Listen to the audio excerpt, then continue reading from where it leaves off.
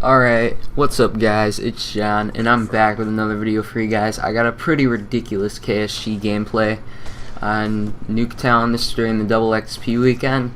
I'm using long barrel and stock. Long barrel so I can hit the shots from a little bit farther away, and stock so that I can move a little bit quicker when I'm aiming down the sights and start popping people, as you will see in this video.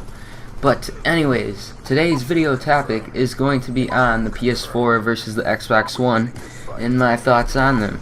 So, let's get started with the PS4. Okay, so the PS4, it's still going to be Blu-ray. It's going to be able to run pre-owned games. There's going to be no restrictions on pre-owned games. Unless you're playing online, streaming games or downloading, it doesn't need to be connected to the internet. The games are going to work regardless of that. The PS4 is going to cost $400 in the US, 349 euros in the UK, 400. I don't even know. I'm looking at this thing that I wrote up, but I don't even know what the currency in Europe is. But it's about 400 in whatever Europe you're in, whatever currency Europe uses. And about $549 in Australia. So my thoughts on the price. I think it's a pretty good price. You know, next gen consoles are always going to be pretty expensive. Same with the it's actually pretty cheaper than the PS4 was, because I believe when I got my PS4 opening day, it was about like $600, which is like crazy. But you know, as technology advances, it's easier and less expensive to get cooler technology, so that's always a good thing. Yeah, so the price on the PS4 is all good, and it's actually pretty cheap.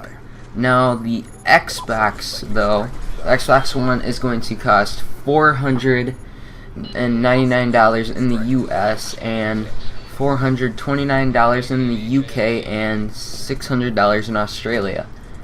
Now price is going to be a key battleground for these games, but it's going to be interesting to see who's going to buy what and what the sales are going to be. But yeah, so for your information, the PS4 is going to be cheaper in all these countries, which really sets it apart from the Xbox One. Now let's get on to the RAM. So the RAM, Sony is going to be using 8 gigabytes of GDDR5 RAM in the PS4.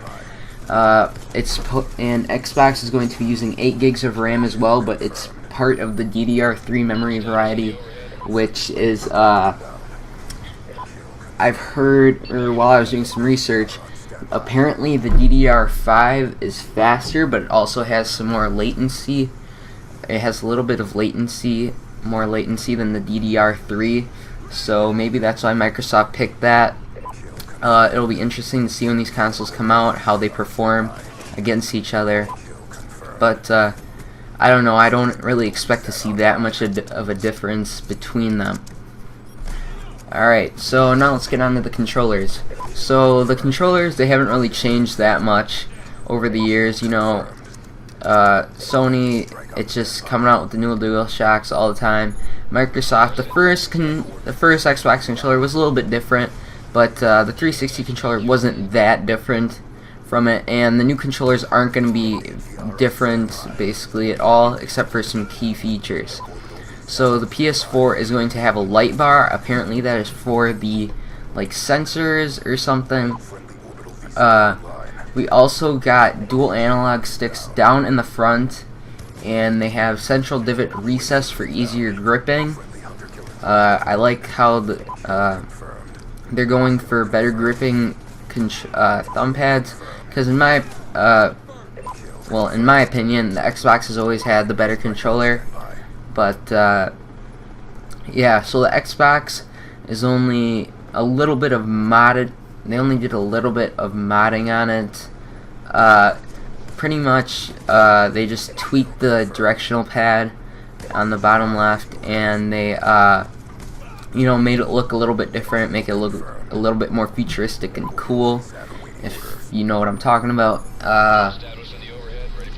So let's get on to the Kinect versus the PS4 So the Xbox One, it's obviously, the reason that it costs $100 more is because Microsoft is including the Kinect in every single purchase of it, which kind of sucks, you know, that you have to get it. But it'll be interesting because everyone that has an Xbox One now is going to end up getting the Kinect, which means developers are going to be able to add motion support for it. Now the PS4 though is not going to have the same capabilities because you're not getting it out of the box. It's an optional upgrade, or not an upgrade, it's an optional purchase.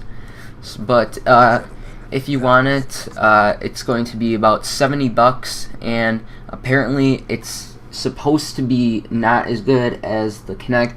The Kinect is going to be able to like read your heartbeat and all that funky stuff, but you know, we'll just have to wait around until the time comes and see what these consoles look like. So I hope you enjoyed the video, guys. This is Majan, and I'm out.